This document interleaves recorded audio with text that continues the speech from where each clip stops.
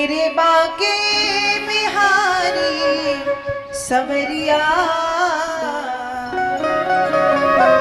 तेरा जलवा कहाँ पर नहीं है। मेरे बाके बिहारी सवरिया, तेरा जलवा कहाँ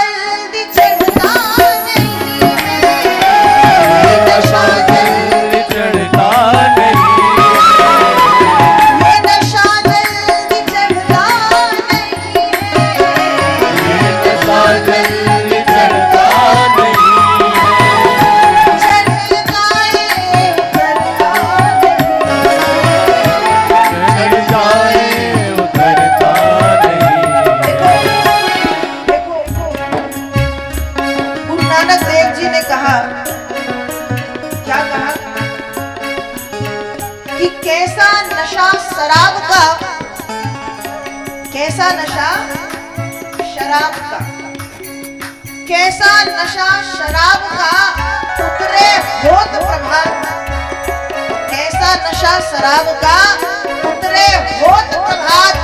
और नाम कुमारी नानका, नाम कुमारी नानका चढ़ी रहे दिन रात, चढ़ी रहे दिन रात। तो क्या गाएंगे? ये नशा जल्दी चढ़ता नहीं, ये नशा जल्दी चढ़ता नहीं है, चढ़ जाए उतरता नहीं,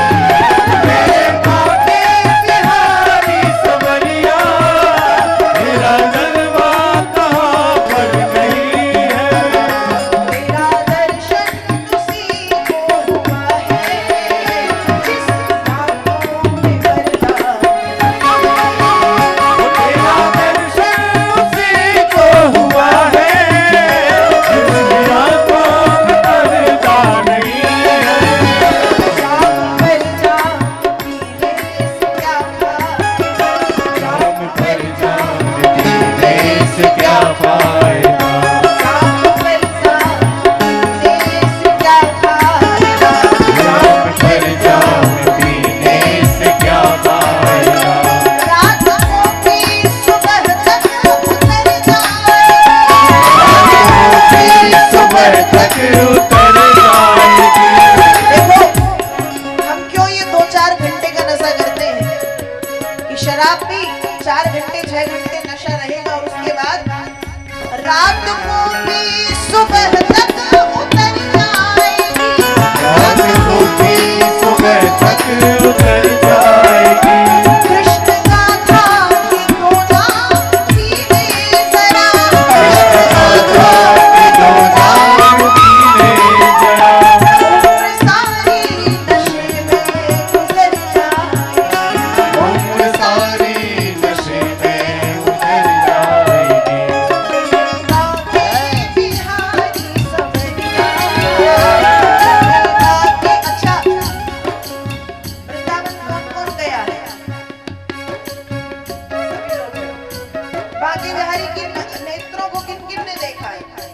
याद करो कैसे उनकी आंखों से हमारी आंखें हट पाती हैं, हटती हैं, नहीं हट पाती ना, भले 1 सेकेंड के लिए देखने मिले, पर क्या लगता है कि प्राण धन तो यही है, लगता है ना।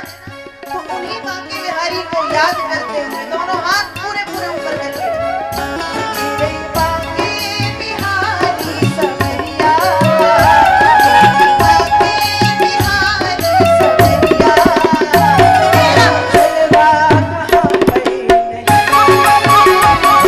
बाके बिहारी सवरिया, तेरा जलवा कहाँ पर नहीं है। बाके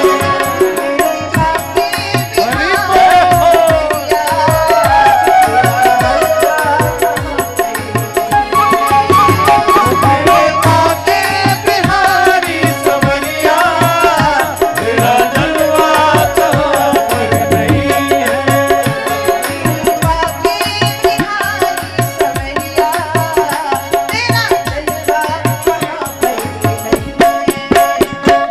बाके बिहारी सवरिया, तेरा जलवा कहाँ पर नहीं है।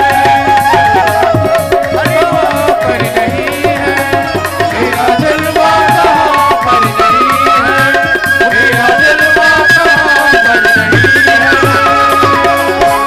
बोलिए श्री वृंदावन बिहारी लाल की जय, श्री राधा रानी सरकार की जय, गिरिराज शरण की जय।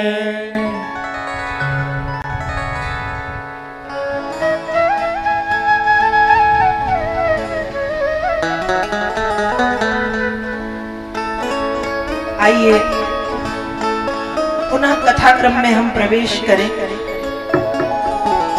आप सुन रहे थे कि सुखदेव जी लौट करके आए हैं और वेद व्यास जी ने उनको भागवत पढ़ाया है, अध्ययन कराया है, उनके जीवन में भागवत का प्रादुर्भाव हुआ है। और फिर जब उनके जीवन में भागवत जी आई हैं, सूत जी महाराज से सौनकादिक ऋषि फिर पूछते हैं कि सुखदेव जी के जीवन में भागवत आई, वो समझ गए हम, लेकिन सुखदेव जी ने ये कथा परीक्षित को कैसे सुना दी, सुखदेव जी का परीक्षित से मिलन कैसे हुआ है, ये आप हमको बताइए। तो देखिए, भागवत जी का जो बीजांकुरण है वो महाभारत से हुआ है। किससे हुआ है?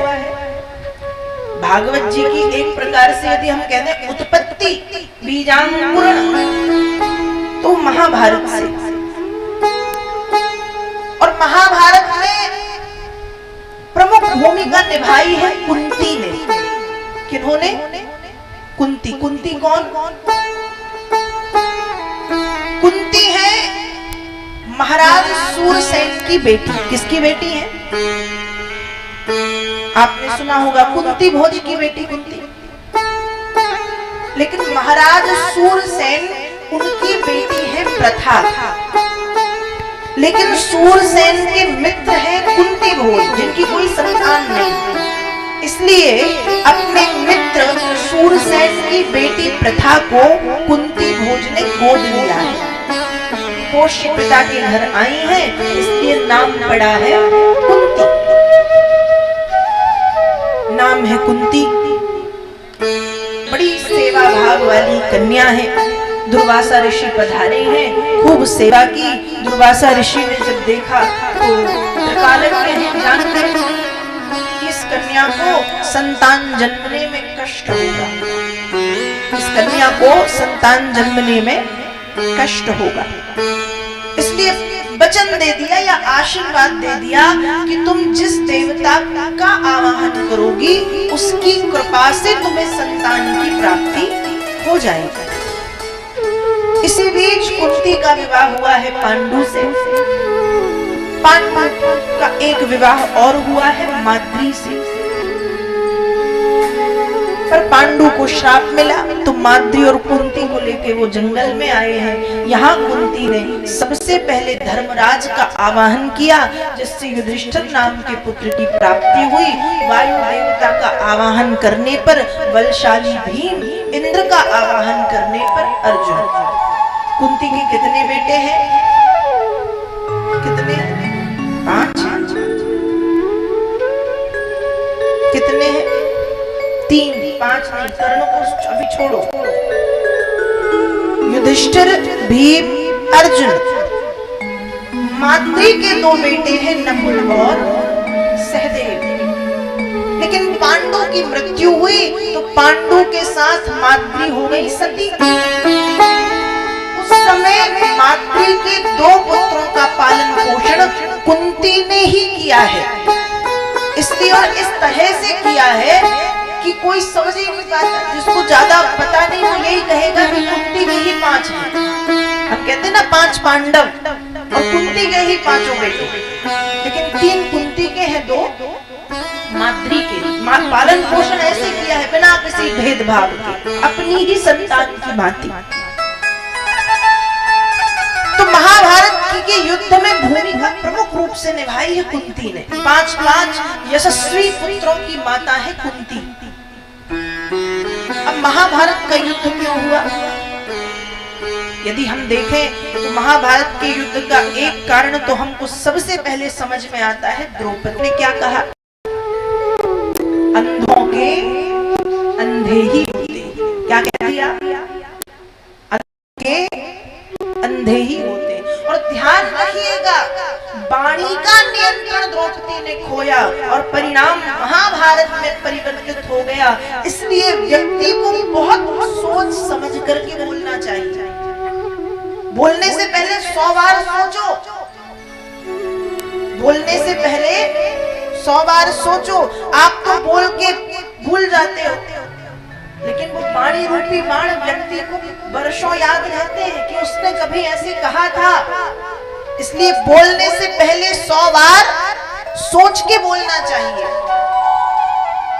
एक बार व्यक्ति शस्त्र की मार भूल जाता है, लेकिन वाणी से निकले गए शस्त्र और बाण व्यक्ति को इस तरीके से घायल करते हैं कि उसको आजीवन याद रहते हैं। द्रौपदी के से यही हुआ ना कि द्रौपदी हंसी, ठीक है, एक बार शायद कोई भी होता तो हंस देता, लेकिन द्रौपदी ने वाणी पर भी नियंत्रण नहीं रखा। द्रौपदी के मुख से निकल गया कि अंधों के तो अंधे ही होते, और उसके मन में वो भर गया अंधों के। ये कैसे बोल दिया?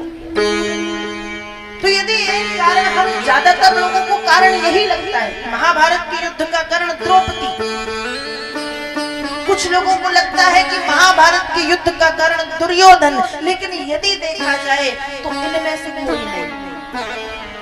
इनमें से कोई कहीं ना कहीं ये रहे होंगे, लेकिन मूल रूप से महाभारत के युद्ध का एकमात्र कारण है लोभ। क्या कारण है? लोभ।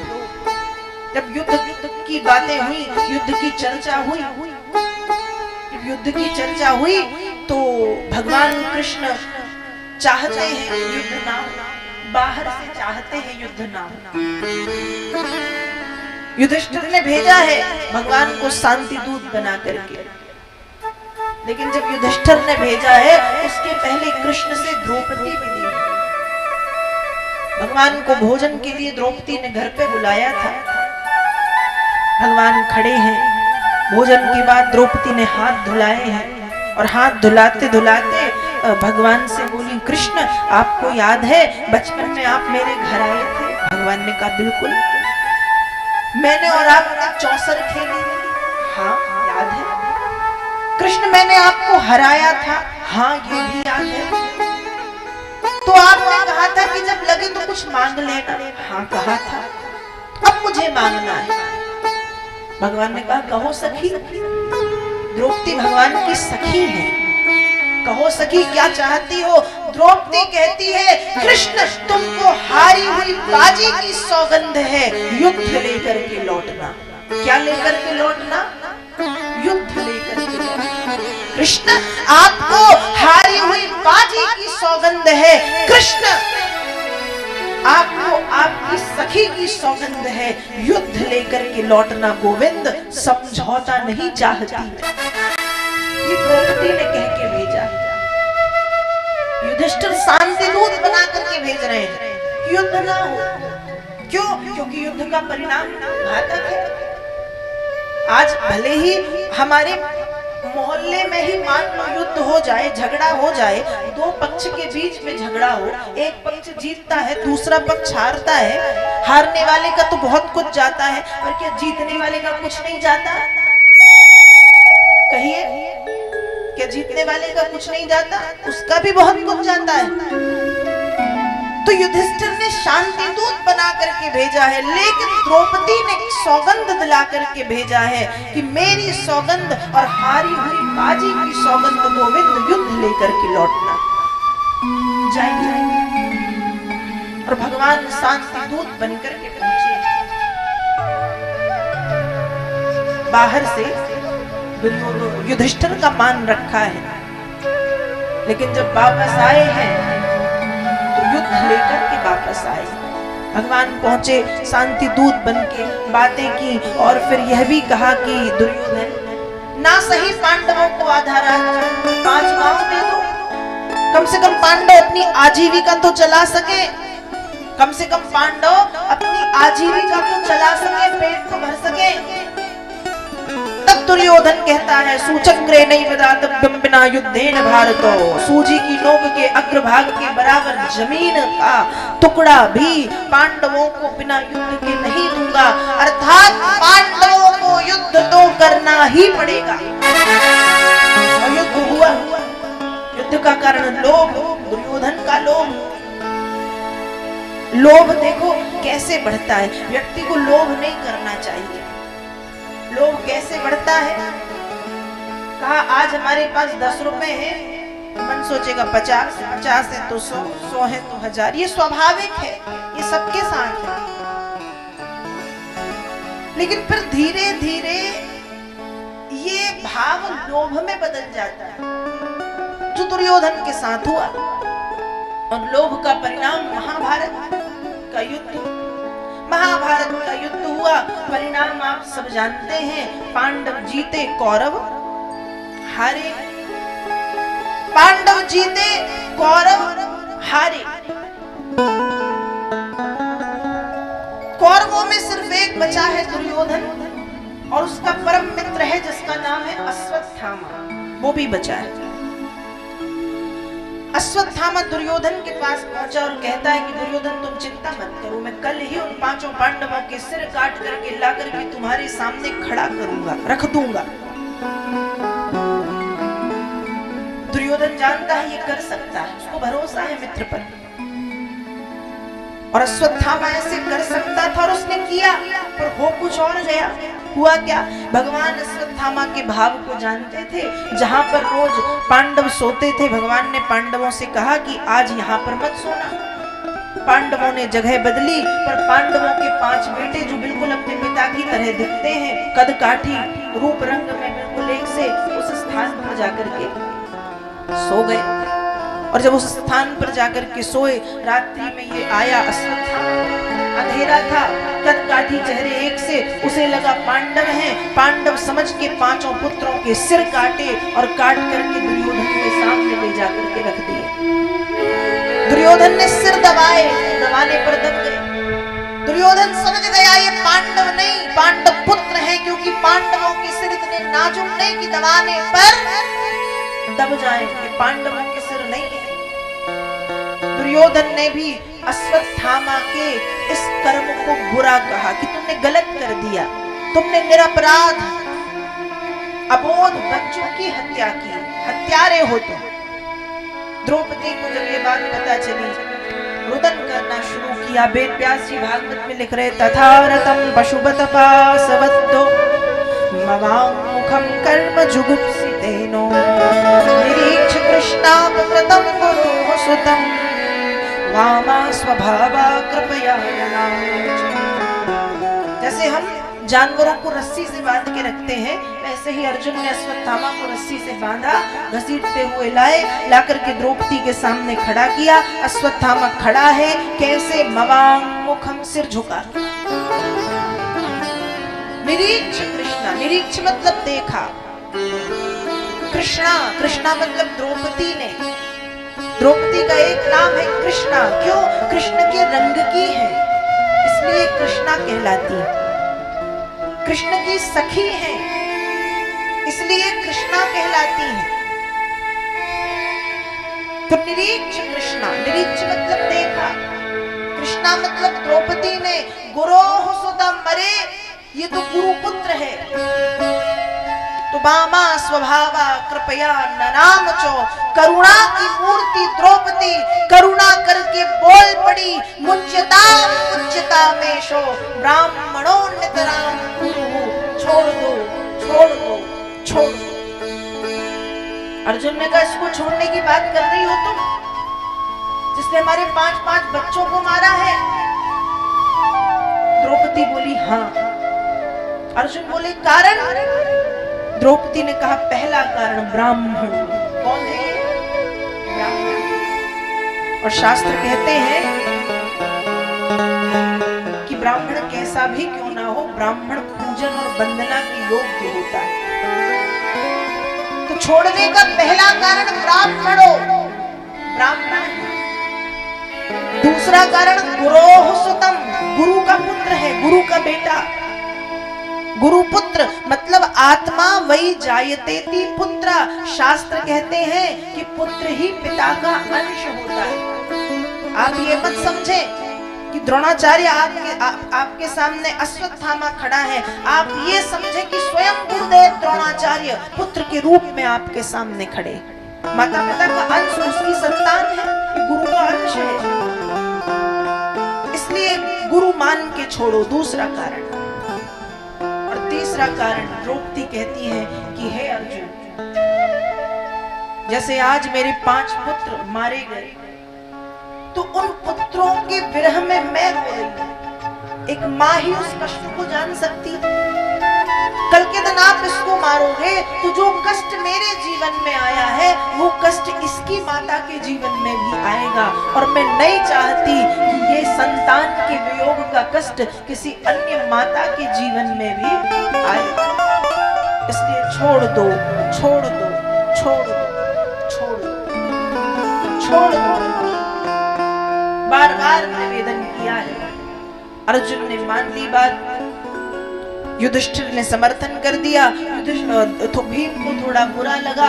भगवान कृष्ण के सामने बात रखी गई। भगवान कृष्ण बोले कि ब्राह्मण का वध तो नहीं करना चाहिए, पर आतताई को दंड अवश्य मिलना चाहिए। आतताई है, आतताई मतलब इसने जघन्य अपराध किया है, अबोध बच्चों की हत्या करके, और इसको दंड मिलना जरूरी है। और उसको दंड कैसा? दंड ऐसा नहीं कि एक बार मार दिया तो मार दिया। मृत्यु में तो एक बार का कष्ट है ना, मृत्यु दंड नहीं कि हम किसी को एक बार मारेंगे, एक बार मरा सो मरा। इसको वो दंड नहीं देना, इसको ऐसा दंड देना है कि ये पल पल मरे, ये जब जब याद करे तब तब मरे। इसको ऐसा दंड देना है।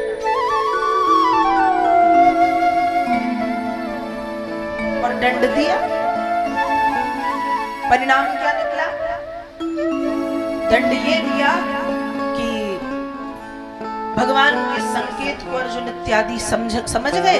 अश्वत्थामा की शिखा, ब्राह्मण की पहचान उसकी शिखा होती है, मतलब चोटी। उसकी शिखा को काट के उसके माथे से उसकी मणि को, उस मणि से उसकी बड़ी प्रतिष्ठा थी। और ध्यान रखिए, किसी सम्माननीय व्यक्ति की कीर्ति पर लगा हुआ कलंक ही मृत्यु तुल्य कष्ट है। कोई ऐसा व्यक्ति जिसकी समाज में बड़ी प्रतिष्ठा है और उसकी प्रतिष्ठा को धूमिल कर दिया जाए, तो वो जब जब याद करेगा तब तक मरेगा। तो उसकी मणि को निकाल के, उसकी शिखा को, उसकी चोटी को काट के उसको छोड़ दिया गया। इस तरह से उससे बदला लिया गया। पर अश्वत्थामा के मन में प्रतिशोध की भावना और जागी। समय बीता, अर्जुन का विवाह हुआ है सुभद्रा से। सुभद्रा और अर्जुन के बेटे हैं अभिमन्यु। अभिमन्यु चक्रव्यूह के भेदन में मारे गए। अभिमन्यु की पत्नी है उत्तरा, जो गर्भवती है। उत्तरा के गर्भ में पांडव वंश का एकमात्र कुलदीपक है। और अश्वत्थामा ने बदला लेने के लिए उत्तरा के गर्भ में ब्रह्मास्त्र चला दिया। और जब उत्तरा ने आग के गोले को अपनी तरफ आते हुए देखा है, तो एक तरफ से उत्तरा भागी है, पाहि पाहि महायोगिन देव देवत जगतपते, हे जगतपति कृष्ण पाहि माम रक्षा करो, रक्षा करो, रक्षा करो। भगवान रथ पर बैठ गए हैं। भगवान हस्तिनापुर से द्वारिकापुरी जा रहे हैं।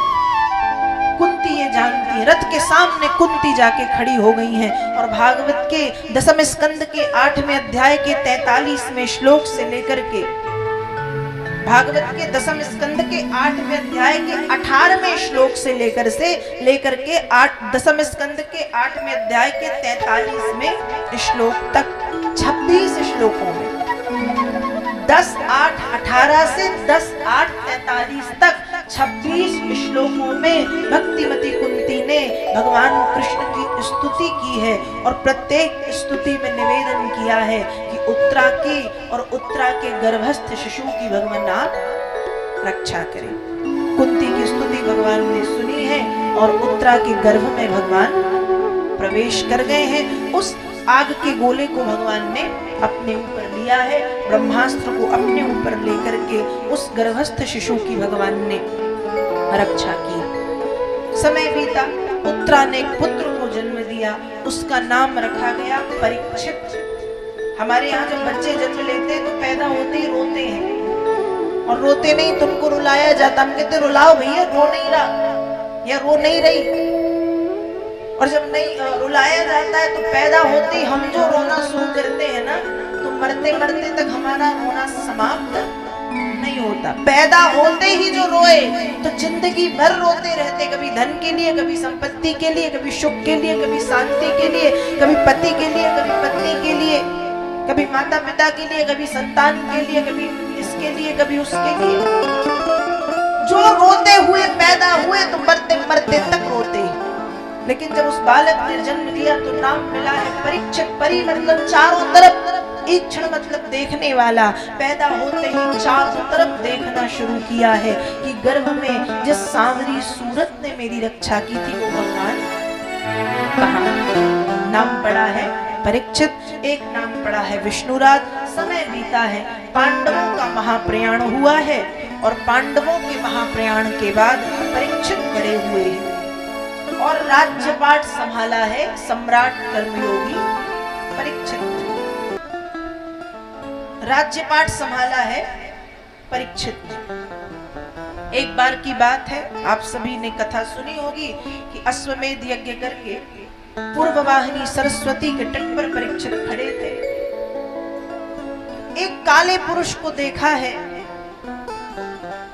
जो एक गाय और बैल को डंडे से मार रहा है। परीक्षित के मन में भाव आया कि ये कौन है कि राजा के होते हुए प्रजा परेशान है। तलवार निकाली है और उस काले पुरुष से पूछा है कि तू कौन है।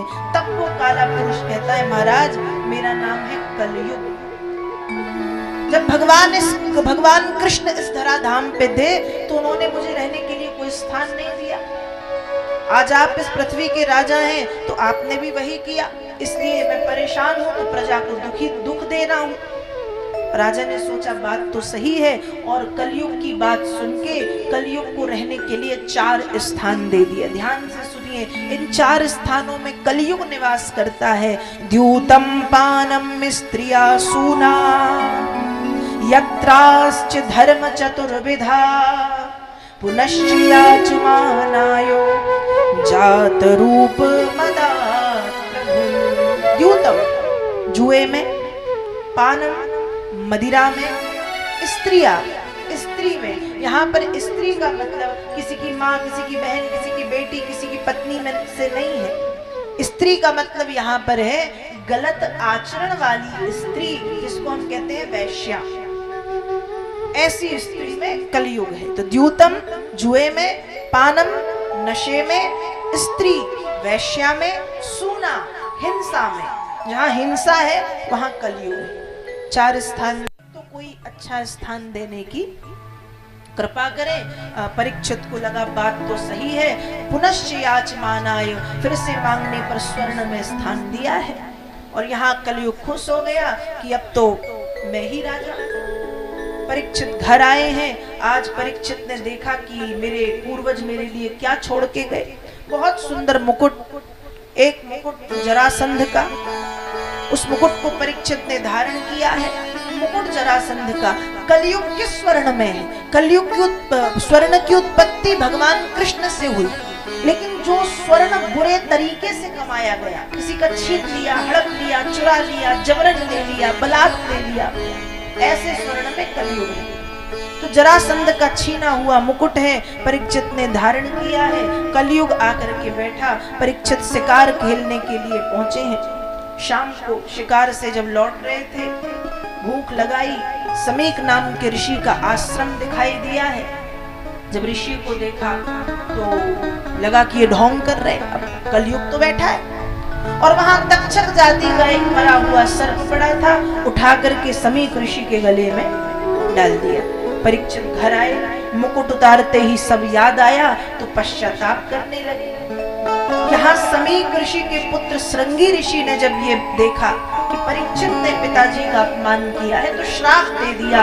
इति लंघित मर्यादम तक्षका सप्तमेहनी दंक्षयति स्म कुलांघारम चोदितो में तद्रुहम्। जिस कुलांघार ने, जिस अमर्यादित राजा ने मेरे पिताजी के साथ ये गलत व्यवहार किया है, उसको श्राप देता हूँ कि आज से 7वें दिन इसी तक्षक के द्वारा डसे जाने पर, काटे जाने पर उसकी मृत्यु हो जाएगी। परीक्षित वैसे भी याद आने पर दुखी हो रहे थे। यहाँ श्रृंगी ऋषि ने श्राप दिया है। समीक ऋषि को जब पता चला तो विचार करने लगे कि परीक्षित ऐसे तो कर नहीं सकते, पर किया है तो गलती से हुआ होगा। इसलिए अपने शिष्य को भेजा है कि जाओ और परीक्षित से कहना कि महाराज आपको श्राप मिला है, आप अपने कल्याण का रास्ता ढूंढो। परीक्षित को जब ये बात पता चली, तुरंत अपने पुत्र जन्मेजय को राज्यपाठ सौंपा। एक जो साधारण, मतलब अपने जो राजा वाले कपड़े थे, उन कपड़ों का त्याग करके साधारण से वस्त्र पहने, और साधारण से वस्त्र पहन के परीक्षित गंगा जी के किनारे पहुंचे हैं। गंगा तट पे बड़े बड़े साधु संत हैं। किसी ने कहा योग करो, किसी ने कहा यज्ञ करो, किसी ने कहा स्वाध्याय करो, किसी ने कहा ये, किसी ने कहा वो, पर परीक्षित की श्रद्धा किसी के प्रति नहीं जागी। पर थोड़ी देर के बाद देखते हैं परीक्षित कि उसी स्थान पर 16 वर्षीय परम सुंदर, 16 साल जिनकी उम्र है, देखने में बहुत सुंदर है, दूर से देखने में ऐसा लग रहा है खूब सुकुमार से, नाजुक से, सुंदर बड़े बड़े नेत्र, सुंदर नासिका, सुंदर कपोल, सुंदर अधर, सुंदर दंतावली, घुटने तक लंबे लंबे हाथ, आजानु बाहु, चौड़ी छाती, उठे हुए कंधे, परम हंस परम अवधूत श्री सुखदेव जी महाराज पधारे हैं। और सुखदेव जी के आते ही परीक्षित चरणों में दंडवत लेट गए हैं। और यहाँ सुखदेव जी समझ गए और कहा, राजन चिंता मत करो, यदि वो तक्षक तुमको डस चुका होता और उसके डसने के कारण उसका जहर तुम्हारे पूरे शरीर में फैल गया होता, और ऐसी स्थिति में तुम आते, तब भी मैं तुम्हें कृष्ण चरित्र सुनाता, अभी तो तुम्हारे तुम्हारे पास भाई 7 दिन है, तुम 7 दिन दो, मैं तुमको नवजीवन दूंगा, तुम्हारी मुक्ति की जिम्मेवारी मेरी। और परीक्षित को लेकर के गंगा जी किनारे सुखदेव जी विराजमान हुए हैं और फिर सुखदेव जी महाराज ने परीक्षित को भागवत जी की कथा सुनानी शुरू की। तो बोलिए सुखदेव जी महाराज। अब यहां से वो कथा शुरू हो रही है जो कथा सुनाई है सुखदेव जी ने परीक्षित को। अब तक कथा चल रही थी जो सुना रहे थे सूत जी सौनकादिक ऋषियों को नैमिषारण्य में। अब कथा शुरू हो रही है जो कथा सुखदेव जी गंगा जी किनारे बैठ के परीक्षित को सुनाते। तो ध्यान से सुनिए। सबसे पहले संसार की रचना कैसे हुई वो बताया है। किसने? सुखदेव जी। संसार में भगवान नारायण प्रमुख हैं, भगवान विष्णु। भगवान विष्णु की नाभि से निकलती है कमलनाल। उस कमलनाल से सृष्टाकार ब्रह्मा आए।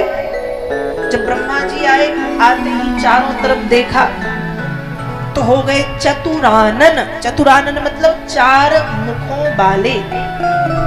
अब चतुरानन हुए, फिर सोचने लगे क्या करें। तो एक आवाज आई, तप। क्या करो? तप। ब्रह्मा जी ने तपस्या की, भगवान विष्णु ने दर्शन दिए और ज्ञान दिया है ब्रह्मा जी को। सबसे पहले 4 ब्रह्मा जी के पुत्र हुए हैं संसिद्धि या संकल्प की सिद्धि से, जिनके नाम है सनक, सनंदन, सनातन, सनत कुमार। अब ये आए तो ब्रह्मा जी ने कहा मेरे बेटे हैं, मेरी बात मानेंगे, मैं जो कहूंगा वो करेंगे। ब्रह्मा जी ने कहा चलो लग जाओ संसार बनाने में। सनत कुमारों ने कहा हम संसार में फंसने थोड़ी आए हैं बाबा, हम चले भजन करने। सनत कुमार चले गए भजन करने। अब ब्रह्मा जी को क्रोध आया कि बताओ मेरे बच्चे ही मेरी बात नहीं मान रहे। मैथुन धर्म से स्त्री और पुरुष के द्वारा, मनु शत्रुपा के द्वारा, मनु शत्रुपा ने भी आने के बाद तपस्या की है। फिर ब्रह्मा जी के आदेश का पालन किया। 5 संतान ने उत्पन्न की हैं, जिसमें से 3 बेटियां हैं और 2 बेटे हैं। आकृति, देवहूति, प्रसूति नाम की 3 कन्याएं हैं। उत्तानपाद और प्रियव्रत नाम के 2 बेटे हैं। प्रसूति का विवाह प्रजापति दक्ष के साथ और देवहूति का विवाह महर्षि कर्दम के साथ हुआ है। देवहूति और कर्दम ऋषि के विवाह से 9 कन्याएं उत्पन्न हुई हैं और 9 कन्याओं के बाद भगवान के अंश कला अवतार श्री कपिल देव जी भगवान पधारे। और जब कपिल देव जी आए तो कपिल देव जी का दर्शन करने के लिए ब्रह्मा जी अपने 9 मानस पुत्रों को लेकर के पधारे हैं। ब्रह्मा जी के मानस पुत्र हैं 10, लेकिन लेके आए हैं 9 को। नारद जी उस समय कहीं घूमने चले गए थे। तो यहाँ ब्रह्मा जी के 9 मानस पुत्रों का विवाह कर्दम ऋषि की 9 कन्याओं के साथ कर दिया गया। नारद जी तब घूमने चले गए थे, तो आज भी वैसे ही घूम रहे हैं। विवाह तब भी नहीं हुआ था, सो आज तक ऐसे ही है। विवाह हुआ। यहाँ पर कपिल देव जी महाराज ने कर्दम ऋषि कन्याओं की जिम्मेवारी को पूर्ण करके तपस्या करने के लिए चले गए। यहाँ कपिल देव जी ने अपनी माता देवहूति को ज्ञान का उपदेश दिया है। भागवत जी में इसे ही कपिलोपदेश की कथा के नाम से जानते हैं। आगे कथा आती है कि मनु महाराज की पुत्री हुई है प्रसूति, और प्रसूति का विवाह हुआ है प्रजापति दक्ष के साथ। और अब जो कथा शुरू हो रही है वो थोड़ा ध्यान से सुनिए। वो कथा किसकी शुरू हो रही है पता चल जाएगा। दक्ष और प्रसूति से 60 कन्याएं हुई हैं। कितनी कन्याएं? 60। और इनकी सबसे छोटी कन्या हुई है सती। कौन हुई है? सती, माता सती, माता सती। और जो आगे चल के भगवान शंकर को ब्याही है। तो प्रजापति दक्ष ने ब्रह्मा जी के कहने पर जगदम्बा की तपस्या की है और जगदम्बा पुत्री बन के पधारी। लेकिन जगदम्बा ने आते ही कहा कि मेरा अपमान मत करना, यदि मेरा अपमान करोगे तो पुत्री नहीं रह पाऊंगी, शरीर त्याग करके चली जाऊंगी। दक्ष ने बात स्वीकार की। पुत्री का नाम रखा सती। सती का मतलब है सत्य के मार्ग पर चलने वाली देवी। लेकिन सती का जो मन है वो बचपन से भगवान शंकर में लगा है। और विडंबना ये है कि सती के जो पिता है दक्ष, वो भगवान शंकर के विरोधी हैं। दक्ष कौन है? वैष्णव है और वो भगवान शंकर से चिढ़ता है। एक बात याद रखिएगा, आज हमारे यहाँ भी ये बहुत चल रहा है कि हम वैष्णव हैं, हम शिव का पूजन नहीं करेंगे। कुछ कहते हैं हम शैव हैं, हम विष्णु का पूजन नहीं करेंगे। अरे भैया याद रखो, भगवान शंकर की पूजा यदि करोगे और नारायण का पूजन नहीं करोगे तो शिव कभी प्रसन्न नहीं होंगे, और नारायण का पूजन करोगे और शिव का पूजन नहीं करोगे तो नारायण कभी खुश नहीं होंगे, क्योंकि दोनों एक दूसरे के स्वामी हैं। भगवान शंकर को प्रसन्न करने का मंत्र है सीताराम, और भगवान नारायण को प्रसन्न करने का मंत्र है ओम नमः शिवाय। रामचरितमानस में राम जी ने ये बात कही है कि शिव द्रोही मम भगत कहावा, ते नर सपने हु मोहि न पावा।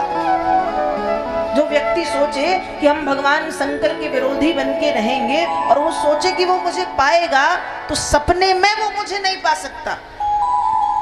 मुझे वही पा सकता है जो भगवान शंकर से प्रेम करेगा। तो प्रजापति दक्ष कैसे है? भगवान विष्णु का तो भक्त है, वैष्णव, लेकिन शंकर भगवान का विरोधी है। और विडंबना यह है कि दक्ष की पुत्री, प्रिय पुत्री सती को भगवान शंकर से बचपन से प्रेम है। देखा भी नहीं फिर भी सुन सुन के प्रेम है। और इतना प्रेम है कि जिस उम्र में बच्चे खेलते कूदते हैं, उस उम्र में सती गंगा जी के किनारे बैठ के मिट्टी की मूर्ति बना के भोलेनाथ का अभिषेक करती है। भोलेनाथ को बिल्व पत्र चढ़ाती है। त्रिदलम त्रिगुणाकार त्रिनेत्रम चौत्रयायुधम त्रिजन्म पाप संहारम बिल्व पत्रम शिवार्पणम। बिल्व पत्र 3 पत्ते होते हैं। त्रिदलम, बेलपत्र में कितने पत्ते होते हैं? 3। त्रिदलम, भगवान शंकर कैसे हैं? त्रिगुणाकार, 3 गुणों से युक्त है। सत रज तम। त्रिनेत्रम, भगवान शंकर के नेत्र कितने हैं? 3। त्रिआयुधम, भगवान शंकर के पास आयुध कौन सा है? त्रिशूल, 3 फणों वाला। तो जो 3 गुणों से युक्त हैं, जिनके 3 नेत्र हैं, जिनके पास त्रिशूल है, ऐसे भगवान को 3 पत्तों वाला बिल्व पत्र जब चढ़ाया जाता है तो त्रिजन्म पाप संहारम, व्यक्ति के 3 जन्म के पाप जल करके नष्ट हो जाते हैं। बिल्व पत्रम शिवार्पणम। ऐसे भाव से हमें बिल्व पत्र महादेव को चढ़ाना चाहिए। तो सती गंगा जी किनारे जाती है। सुबह सुबह 4 बजे मिट्टी की मूर्ति भोलेनाथ की शिवलिंग बनाती हैं और उस शिवलिंग में दूध, दही, घी, शक्कर, शहद इत्यादि अभिषेक करती, गंगा जल से स्नान कराती, बेल पत्र चढ़ाती, फूल चढ़ाती, समी पत्र चढ़ाती, गुलाल चढ़ाती, भस्म, अबीर इत्यादि सब। और सच्चे प्रेम की पिपासा प्रतिक्षण बढ़ती गई। ध्यान रखिएगा, प्रेम यदि सच्चा है तो वो बढ़ेगा, और यदि प्रेम वासनात्मक है तो समाप्त हो जाएगा जल्दी। सच्चा प्रेम धीरे धीरे धीरे शुरू होता है और बढ़ता जाता है, बढ़ता जाता है, बढ़ता जाता है। और यदि सिर्फ आकर्षण है, दिखावा है, वासनात्मक है, तो वो एकदम से बढ़ेगा और फिर शांत। तो सती का जो प्रेम है भगवान शंकर से, वो अकारण प्रेम है, बिना किसी कारण के। न देखा है, न सुना है, न आज तक मिली है, बस प्रेम है, अकारण निस्वार्थ प्रेम। और वो सच्चा प्रेम बढ़ता बढ़ता गया, इतना बढ़ गया कि आश्विन मास की अष्टमी तिथि में पूरे दिन पूरी रात बिना कुछ खाए पिए सती भगवान शंकर की तपस्या में लीन है। आश्विन मास कहते कुंवार का महीना, कुंवार का महीना लग चुका है और कुंवार के महीने में नवरात्रि आती, अभी पितरपक्ष उतरेगा और नवरात्र प्रारंभ। तो नवरात्र की अष्टमी तिथि में, अष्टमी तिथि में जिस दिन जगदम्बा का महानिशा पूजन होता है, उस दिन सती मैया ने पूरे दिन पूरी रात बिना कुछ खाए पिए सिर्फ वायु का रक्षण करके भगवान शंकर को प्रसन्न करने के लिए तपस्या की। भोलेनाथ प्रकट हो गए और जब प्रकट हुए सती मैया की आंखों से इतने आंसू गिरे कि भगवान शंकर के पैर धुल गए। भगवान शंकर ने सती मैया को अपने दोनों हाथों से उठा के खड़ा किया है और पूछ रहे हैं कि देवी, अपने कोमलांगों को कठोर तपस्या में क्यों जलाया है? सती कहती है, स्वामी मैं चाहती क्या हूं आप जानते हैं? भोलेनाथ जानते तो हैं, पर सती के मुख से सुनना है और सती कुछ बोलती नहीं है। तब भोलेनाथ स्वयं बोल पड़े, अद्य प्रवत्त वनतांगी तबास्मि दासः। देवी मैं आपका दास हूं, आप मेरी पत्नी बनकर के मुझ पर कृपा करें। शिव का हाथ सती के हाथ में, सती का हाथ शिव के हाथ में। निश्चित समय पर ब्रह्मा आदि देवता प्रजापति दक्ष के यहाँ विवाह का प्रस्ताव लेकर के पहुंचे, लेकिन दक्ष तो दक्ष अहंकारी मना कर दिया। लेकिन भगवान विष्णु के कहने पर ना चाहते हुए अपनी प्रिय पुत्री सती का विवाह भगवान शंकर के साथ कराया है। माता पिता से विदा होके सती अपने पति के धाम कैलाश पर्वत को चली आई हैं और यहाँ कैलाश पर्वत पर भगवान शंकर निरंतर भजन करते हैं और धीरे धीरे सती का मन भी अब भजन में लग रहा है।